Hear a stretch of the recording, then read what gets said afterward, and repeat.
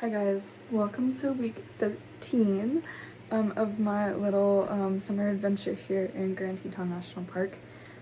So last week, I believe the last thing I kind of talked about was us summiting Middle Teton yesterday. So today is Sunday, the 20th, July the 20th. Tomorrow will be the 21st. Lily lost her phone up on the side of the mountain when we were hiking the Middle Teton. So we are actually gonna go hike back up there and look for it. I have decided though that I'm gonna be camping in the meadows because I still really want to summit South Teton. So I'm gonna do that not tomorrow, but the next day after that, to go ahead and have South Teton knocked out, and it'll kind of give me an excuse to go back up there and help her look for her phone. I mean, I would do that anyway, but I'm just saying, like, at least I'll be summoning South Teton as well. So I was going to show you how to properly pack a backpack. You'll notice that everybody does it a little bit differently. I'm comfortable with how I do it, so I'll show you the way that I do it.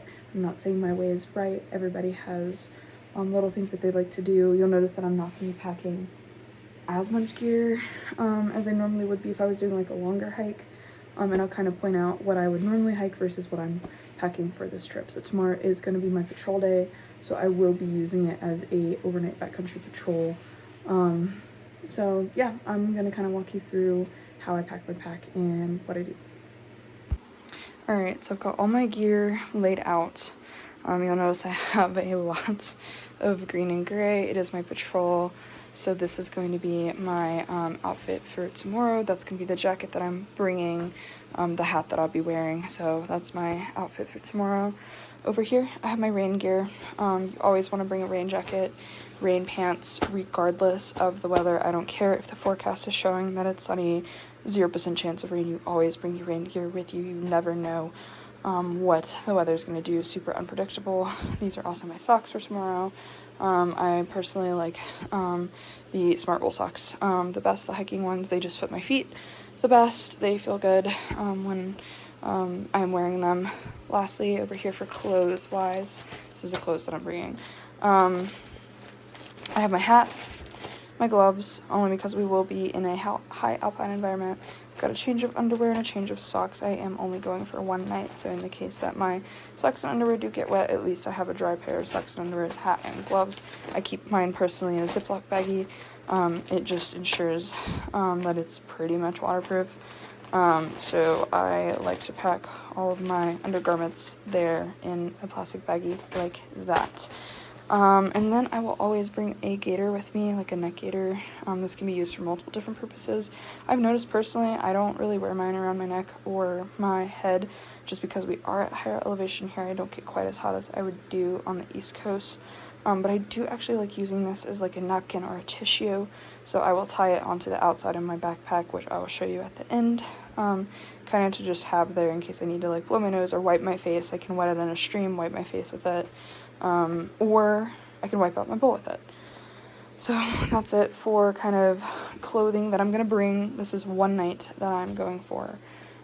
So, you know, and I would normally bring more gear, like underlayers, things like that if I was staying more than one night, but I think I can tough it out with just this gear for one night. So next thing I have is my gravity filter here. You always want to bring some type of water filter with you, even on day hikes. Personally, like I'll bring my water filter with me because then you have to carry less water, and you can just keep refilling your water there. Once again, for rain gear, I have my pack rain cover here. So this is going to cover my pack in the case that it does rain. So always want to bring your rain, call it rain fly, with you there.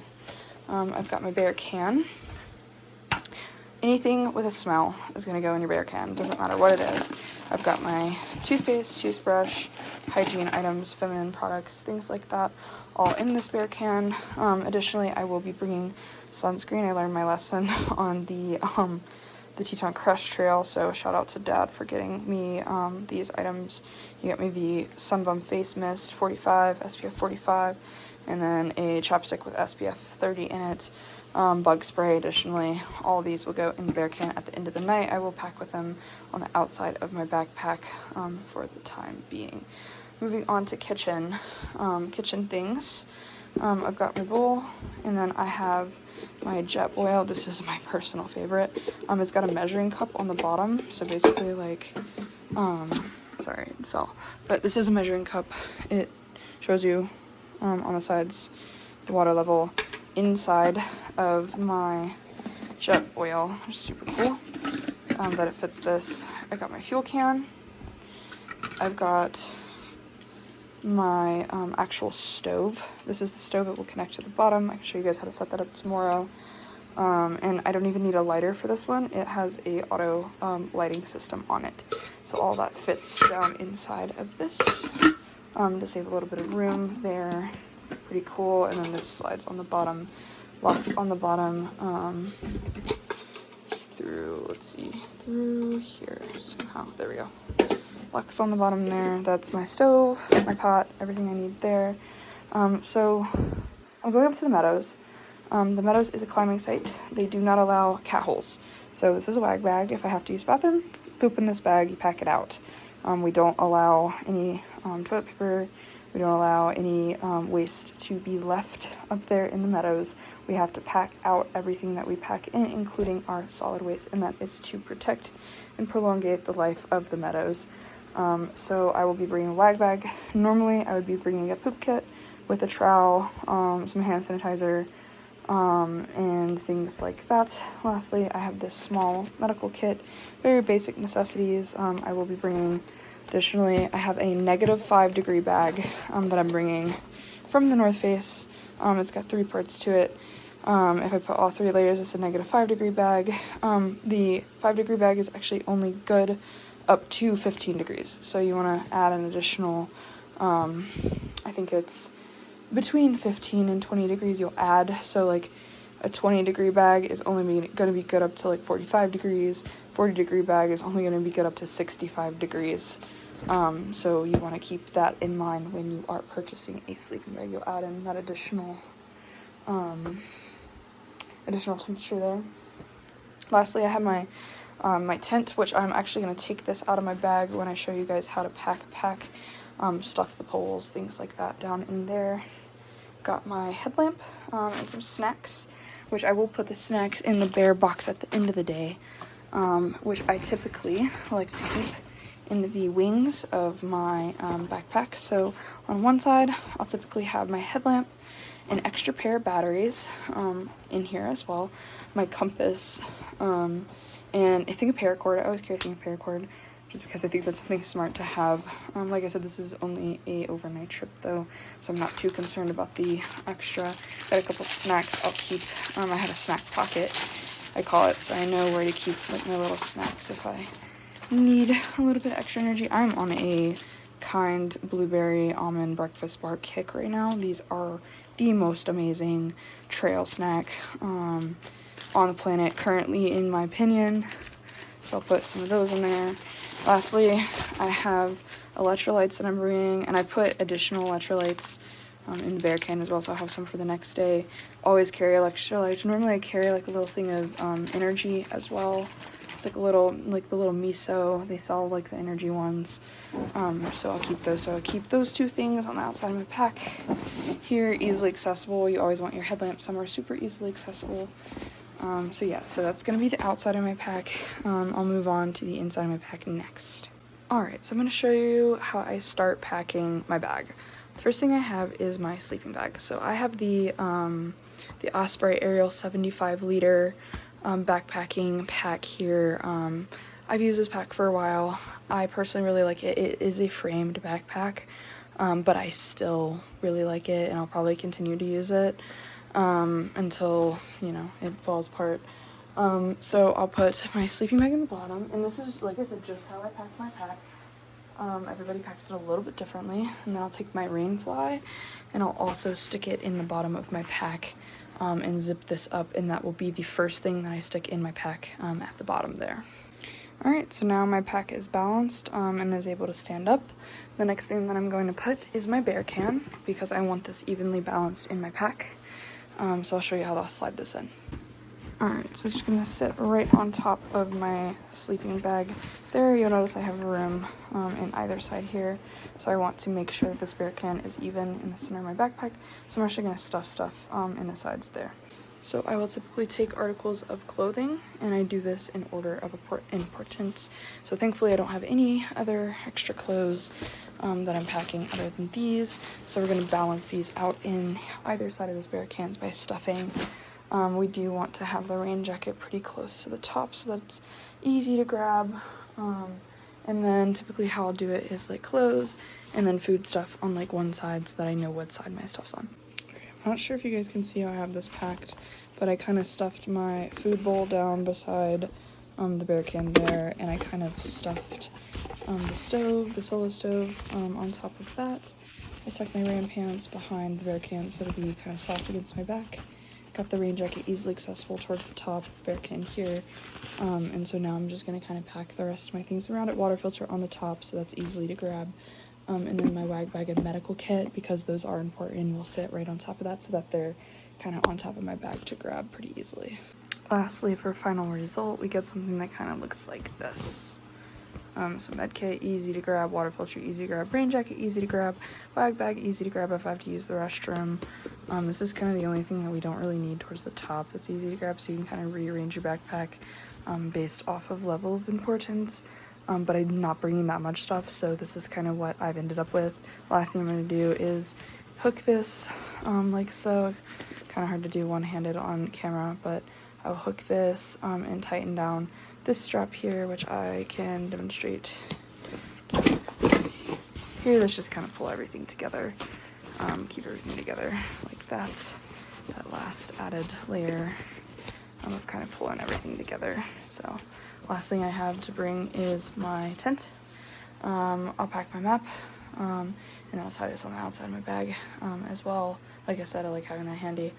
And then, yeah, I'll show you kind of how I'm going to do my tent, only because I do have a very big, heavy tent, which I want to downsize at some point, but this is the one that I'm working with right now. It is a 2-person tent, so we'll see. So what's cool about this backpack is I do have these straps here, which is meant to hold a tent or sleeping pad, preferably a sleeping pad, but I am going to put my tent out here because I'm not using a sleeping pad.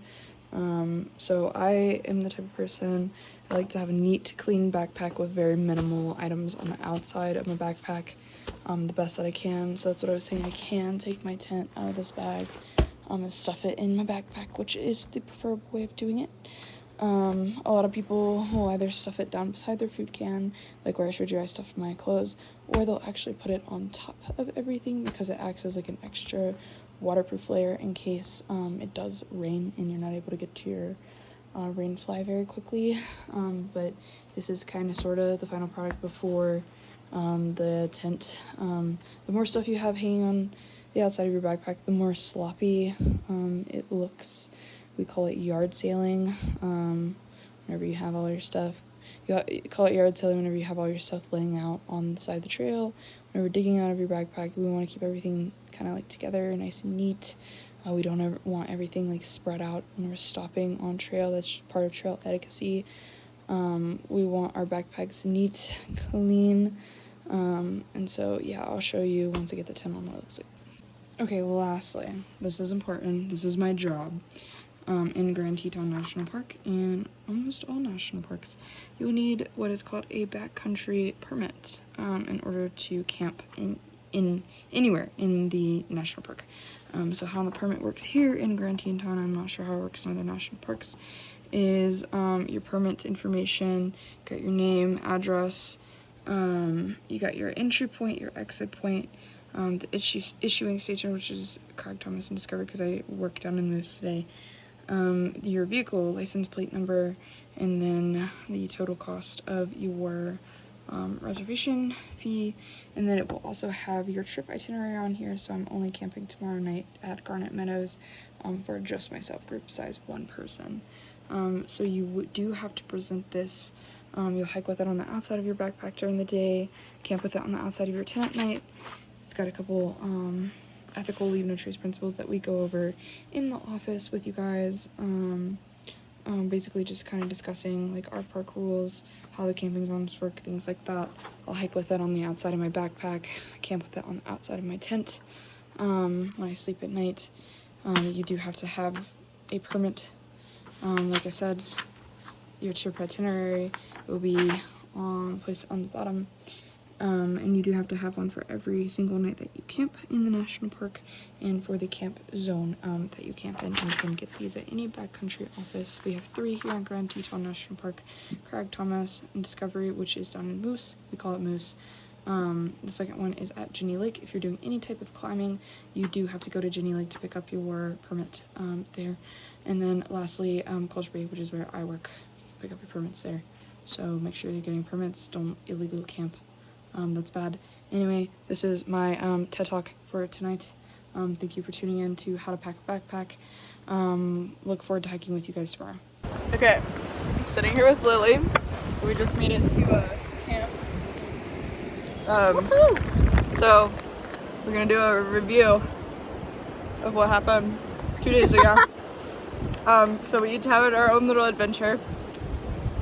So it started off great because we were summiting, but started hiking too late and didn't get on the trail till 4 a.m. even though we woke up at 2. And then we got up the mountain and we found this place. I thought it was heaven. This beautiful meadow. Thought it was heaven, but man, was I wrong. I was so wrong. It was not heaven. And then what happened after that? And then after that, we got caught in a hailstorm.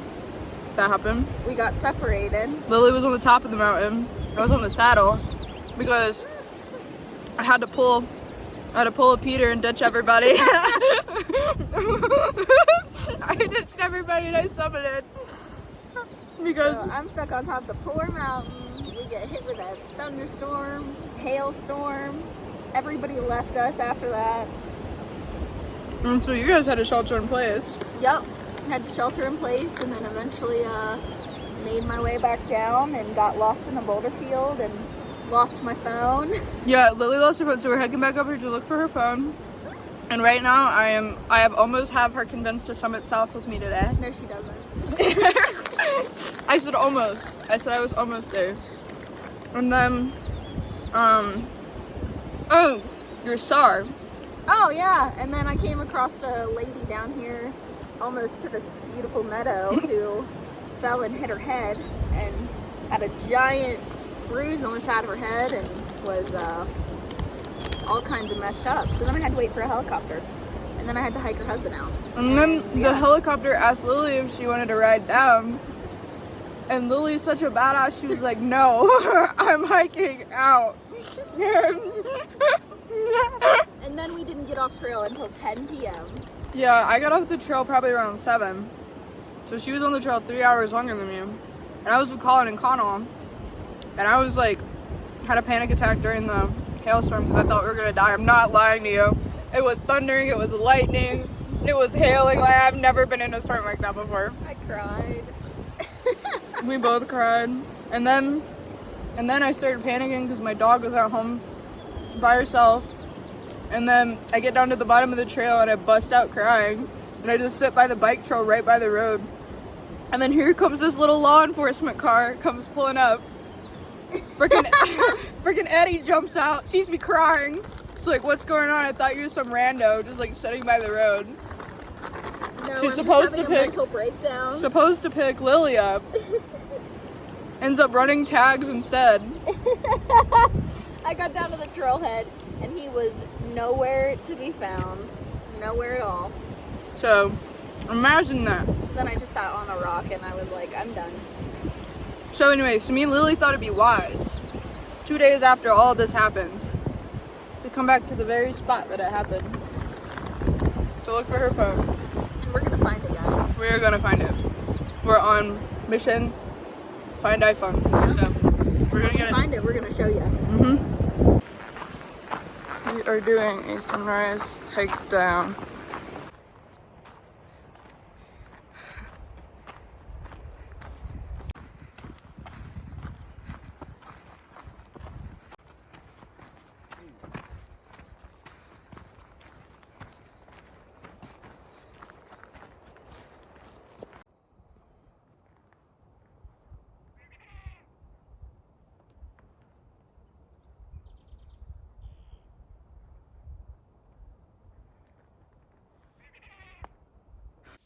dear.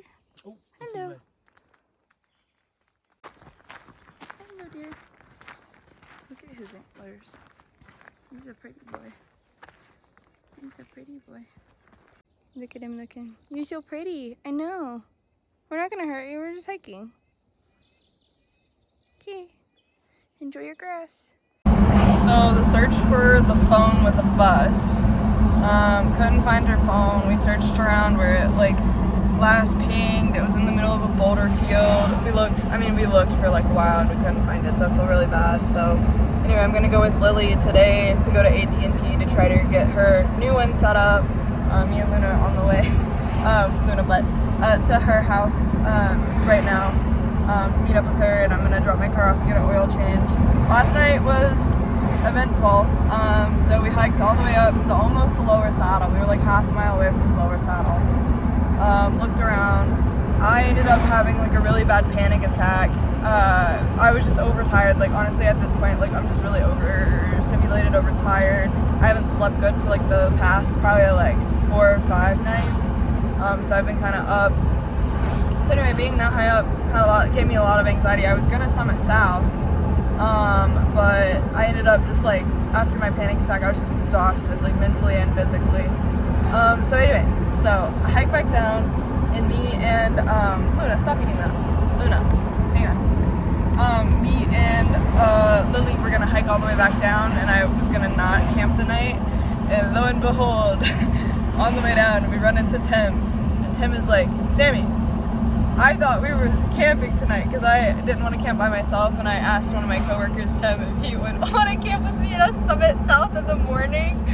And I was like, I feel like an absolute jerk if I don't like camp like now. And so I was like, okay, Tim, I guess I'll camp with you. And so anyway, so we hiked back up to the meadows, set up camp again after I had already tore it down, set it back up. I was so tired.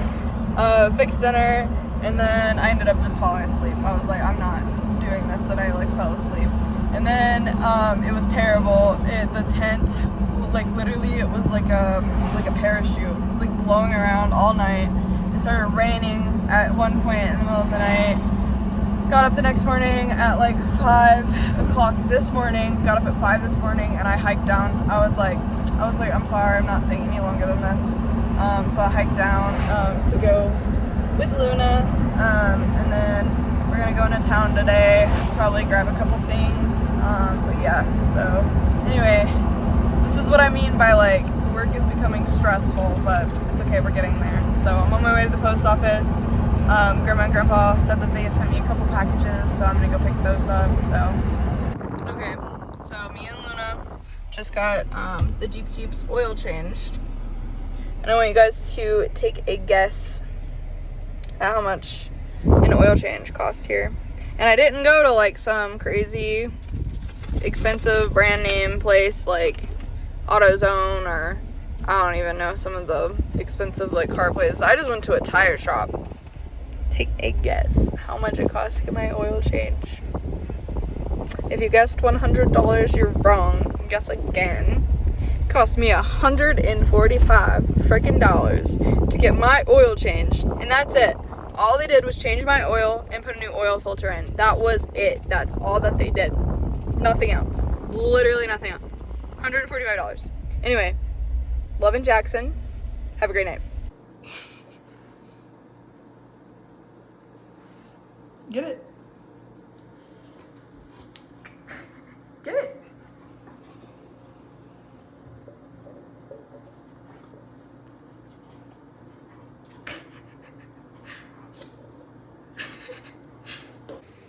Are you pitching a fit? Or having a fit?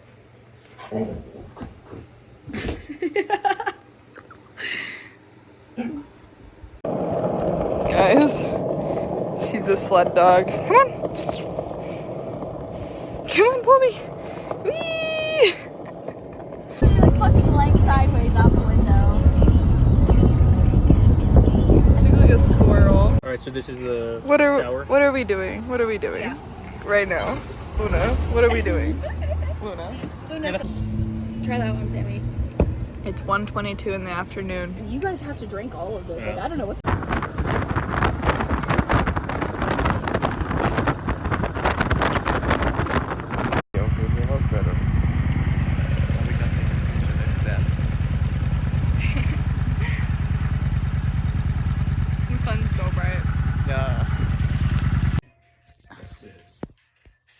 used to do like competitive spelunky speedruns.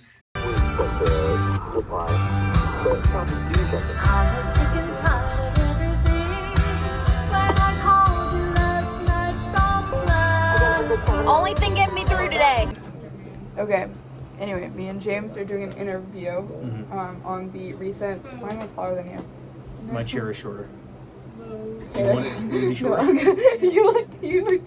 Let's just talk to the camera. I'll talk to the, yeah. Okay, James doesn't want to talk to the camera. I'm shy. Anyway, whatever. Anyway. Man, you're bad at this. We're updating. Shut up.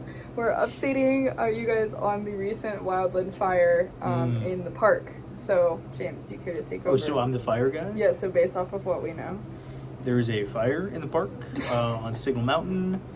We have law enforcement and fire on scene, and they are doing their best to handle the situation. Map of the park that I can have. Okay, cut. Okay. Yeah, so Lily's out there right now. I'm assuming Sophie and Sophia's out there right now. But they think that it's arson related. Is this going to be public? Is this going to be on YouTube? This is going to be You on. can't be saying this. You simply can't be saying this in public on YouTube. Anyway, so I'm sure it'll be public information by the time I post it, because it'll be two weeks delayed. Maybe. So, but anyway, if it's not public information... You're going to have to bleep half of this. I'll make sure that I bleep it copyrighted. But yeah, so there's been multiple fires started around the park. I don't know if I'm supposed to say this either, but I'm You're saying not. it anyway, multiple fires started around the park this week. I'll wait till it's public release and then I'll post Okay. it. Alright, sure, yeah. Anyway, post it like happening around the park. There was actually one at Coulter Bay last night. It happened in our fire ring right after the potluck. And okay, whatever. James says I'm talking too much. Well, you're not asking me any questions. This is an interview. You're not asking. Oh yeah, I'm sorry. This is an interview. Okay. So, I'll start with what happened last night. So, where were you around the time that the fire was started? So is this an interview or am I being interrogated? This is an interview. Okay. So, around the time of the fire, I was at Coulter Bay. I believe the fire started while I was actively giving my evening program. So I physically could not have been there. There was a witness. Ranger Lily Flowers was in attendance at the evening program. She will testify. I was giving the program as the fire started, as we were notified of it, as it was made aware. I was predisposed to engaging with the visitors at the Coulter Bay Amphitheater. There were also multiple people there in the audience, multiple visitors who also came in today and talked about my program so at the we desk. know that for a James fact that I wasn't I have a valid, respectable alibi. So James is not the park arsonist. Sure. But yeah. So anyway, there's a fire at Signal Mountain. We may or may not have to evacuate. I mean, who knows? I doubt it, but who knows? But they called in a helicopter. Mm-hmm. Multiple fire crews, and they called for 4 off-duty units because it's that bad. Yeah. Anyway, I'm going to James' evening program tonight, so we'll get to see him in action talking about, what is it that you talked about, Flint? You'll find out at the program. Flint napping. You'll find out at the he program. will be making me a lovely necklace that I he's didn't supposed say to that. be giving me. I didn't say that. That's not going to happen You've at the been program. working on it, though. I have been working on it, but I'm at the program. I have to do my actual program. I can't Okay. focus on making you an arrowhead. Well, we're gonna video James Flint napping and Okay. what he's gonna. Are you going to be record talking me about. doing the program? No, I'm not recording you. Okay. No, I'm not gonna record you doing All the right. program. Okay. So no video of that. But anyway, thank you for conducting this interview for my YouTube. That may or may Thank not me post for it. conducting the interview. You're the one conducting the interview. That's how that works. Okay, I'm wait, the wait. interviewee. Okay. You're the interviewer. Well, anyway, You conducted my it. friend James. Yeah. We'll see more of him later. Maybe. Peace out, homies. Luna. This is the real pretty girl, right here. Look at those eyes. Luna. She's a pretty girl. Okay. Sit. Good girl. Shake. Good girl. Okay, ready? Lay. Lay. Luna, lay. Okay, we're working on that one.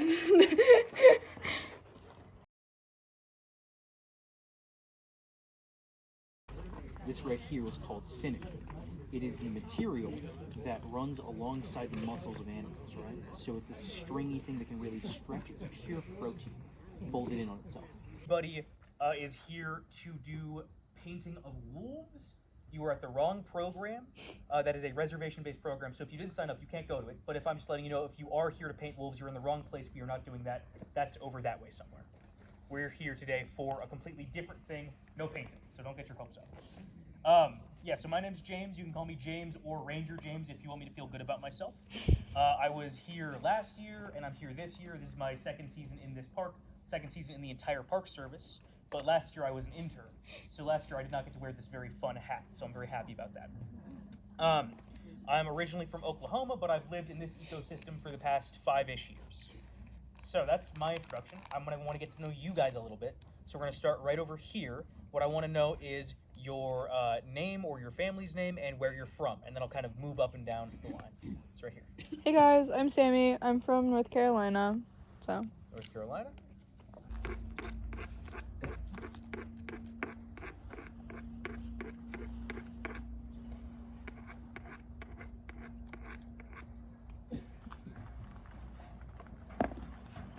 All right. Now, I'm going to use this hammerstone right here. Actually, let's use this one. I'm going to use this hammerstone right here. This was the earliest type of hammer we ever made. We just found a nice round river rock and we use it to strike, right? Later on, we started using things like deer antler and moose antler, like what I've got on the table here. But for a rock this big, we don't want to use that. We want to use something heavy that can do a lot of dead blow force into the rock. Yeah. Hold it real firm against my leg here. Reason why is that my leg is going to act as a shock absorber. When I strike the rock, I want that force to travel through the rock and then out of it into my leg. If I just hold this rock in the air and then strike it, all that force is going to bounce up and down inside the rock and damage the integrity. So I just want that force to break through cleanly.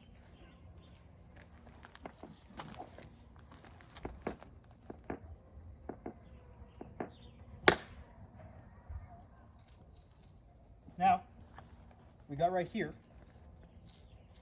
are a bunch of very, very nice, very thin arrowhead flakes. 2 of them right there.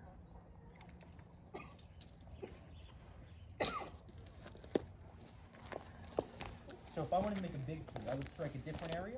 In fact, right here, and I'm going to strike that in a second. But this is how you make flakes that you're going to turn into arrowheads. So if you want to make a small tool, you strike like that. And I'll set these over here. If you want to make a bigger tool, you strike a bit differently.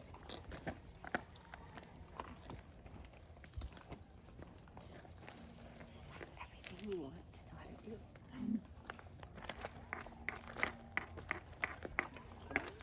He bought a big chunk of obsidian wanting to make his own arrowheads. So, but he didn't know how. So for this strike, I'm going to send a lot more force through it. Oh, there's a bug on my shirt.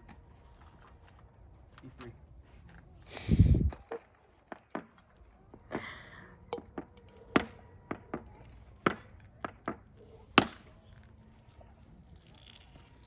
Now, we have a bigger and a thicker piece. This piece could make a nice, solid, small knife. But the main thing here, right, what we're looking at aren't these flakes. These flakes can make tools. I actually just cut my glove open. Stuff's sharp. But what we're looking for aren't those big flakes. Those big flakes can make a nice macro tool, but we're not doing that anymore. We're making small tools. The main thing that I think is interesting is if you look right here, this was all smooth and flat. I struck right there to get some flakes off, and I struck right there to get some flakes off too. And now you can see all of these little lines in the rock. You see those little lines right there? That is from the force I put in, right? All those little lines right there. The rest of this is all flat. All those little lines right there is what we're looking at. Now, if I want to turn those flakes I just got into an arrowhead, there is a second step in the process. You don't just hit it with a big rock over and over again. That's just going to break your big rock into smaller rocks. For the second step, where we get more of these refined tools and start to make it look like an arrowhead, we take, same deal, leather pad here. We take our abrader, we grind the whole thing down, and we're going to do something called pressure flaking.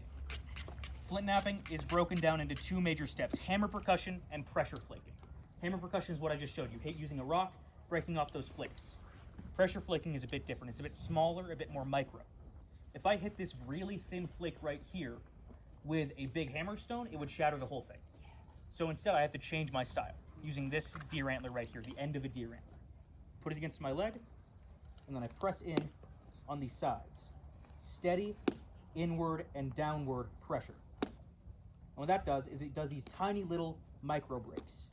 That way I'm putting a lot less force into the rock, making it a lot less likely for it to break on me.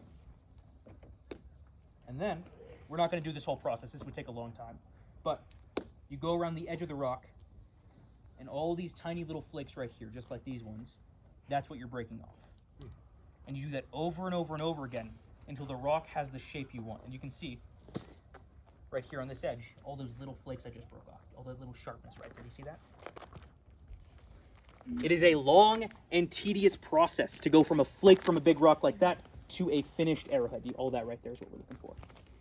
Now these little serrations I just made, these are the sharpest thing on the planet. Sharper than any metal tool we've ever made. The sharpest metal tool we've ever made was a specific kind of surgical scalpel that was 20 microns thick. That's 20 molecules stacked next to each other. So just 20 molecules just like that on the thickness of the blade. The sharpest piece of obsidian we've ever made just from breaking a rock one time was 5 microns. 4 times sharper than the sharpest metal tool, and the exact same thickness as a single cell of human blood. The same thickness as a blood cell. I've worked a lot of obsidian. I've worked a lot of other rocks too. When I work obsidian and I don't wear gloves, I cut my hands open like crazy. It's super sharp, but it leaves no scarring because it's not actually cutting you. It's not actually tearing any of your cells. It's sliding between the skin and separating it. And then because of that, it'll bleed for about 2 seconds and immediately fuse back together because no cells have been damaged. No cells have been lost. It just fuses right back up. I've got thousands of little cuts on my hands, all completely invisible. In fact, we actually still use the sharpness of these rocks to this day. One thing we use them for is a specific kind of eye surgery, where we need to cut the eye open, but we can't risk scarring because that impedes your entire vision, right? So we use these tiny obsidian flakes to slide between the atoms of the eye and separate them out so we can get in there and have them close right back up with no scarring whatsoever. Okay, that's it for the flint knapping portion. Everybody go back to your seats. But not Home Depot? There you go. Wonderful. Oh my goodness, that's pretty. Wow. Sweet, what? We're stalking a bird. Stalk.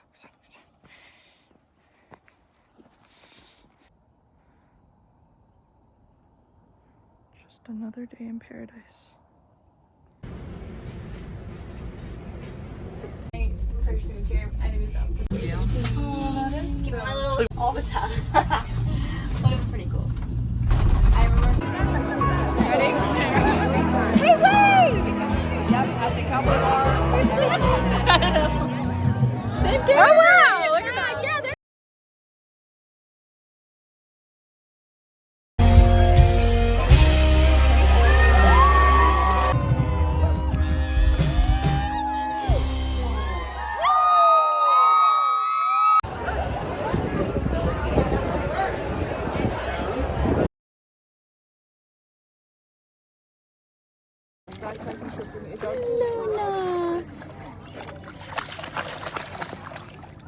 I have an aqua dog.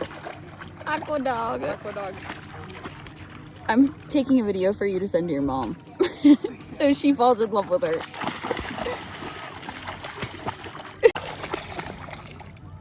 I have an aqua dog. Aqua dog. I'm taking a video for you to send to your mom. So she falls in love with her. Look at her.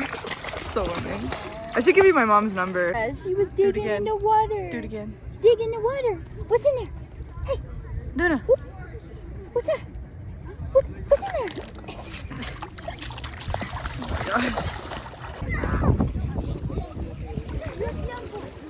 The paddleboarding. I'm aligning Lily's chakra. We're in alignment. We're balanced. No! Check out my new buddies. Park Ranger buddies.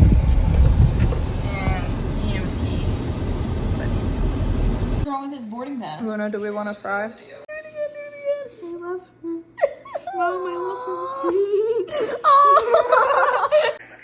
And we see why she really loves me.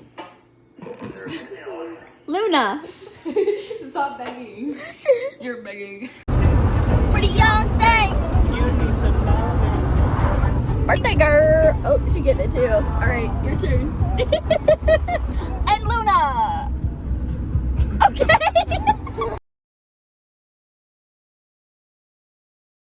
I'm sorry. I'm fucking with you.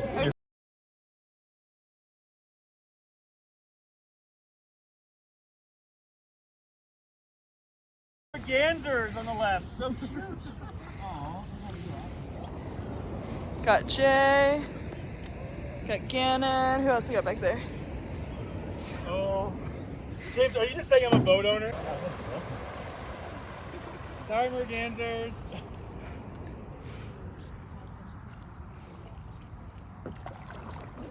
Okay. Pretty pelicans. Pretty pelicans. We got a paddle trip. We're just on boats, guys. Have you all paddled this stretch? No. Yeah. I think you have to get one. It makes sense to keep track of people who are back there. Being a boat owner does something to your ego, you know?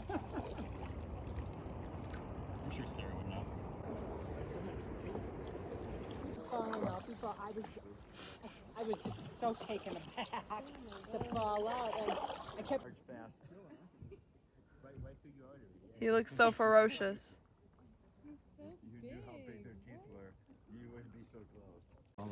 This river isn't big enough for the two of us. Uh-oh. Oh, this is so cute. Hold like that. Yay! Oh. Mega It's kind of a hike to go all the way to the park with the dog, and then we're down. Tim, you're the runner. But we will do. Going the wrong way. We are going the wrong way. Wow, this big raft we have really sucks at steering though. We have the map, we have the numbers. We have the numbers. Whoa, sandal? Look all these sandal cranes here. Sandhill cranes? Jay? I'm wearing a life jacket. I might get knocked out with my. What'd you guys call yourself? The Blob? Get her. We're the blob. We have been Everyone push their neighbor. created a giant blob. Guys. Ready, set. Oh! Is it bigger? We got the gang. The gang's all here. The gang's all One of the girls in Interp made a pancake buffet this morning. So we're How do you feel about that, Sammy? It's cringe. I'm cringing. Okay. Everybody out east do be hating on the nose ring. Okay, for your information, I love it. Secondly, like, park policy is different per each national park. So here we can wear face free, and all you have to do is hide it like that, and it's almost like it doesn't exist. So family out east, I'm sorry you don't like it. I really like it. To me, not that big of a deal. Wait, oh. James, What's up? you're insensitive information. You don't quite yet have the clearance like me and Tim do. Tim called me fat. You called me a whore.